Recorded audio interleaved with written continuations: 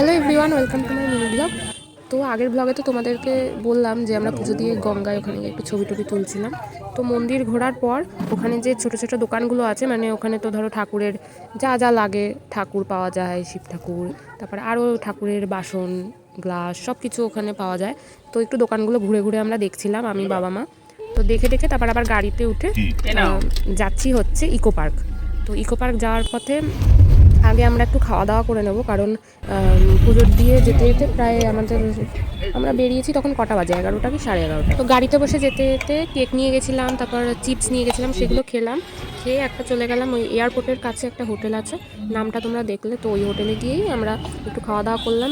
তো মেনুতে ছিল ভাত, কাঁচা পেঁয়াজ, লেবু, ডাল, তারপর হচ্ছে ছিল একটা আলু ভাজা, আলু আর সিম দিয়ে একটা ভাজা, তারপর ছিল বাঁধাকপির তরকারি, আর নেওয়া হয়েছিল কাবলি ছোলা, যেটা চানা মশলা করে ওটা, আর নেওয়া হয়েছিল মাছ। তো এই ছিল আমাদের মেনু।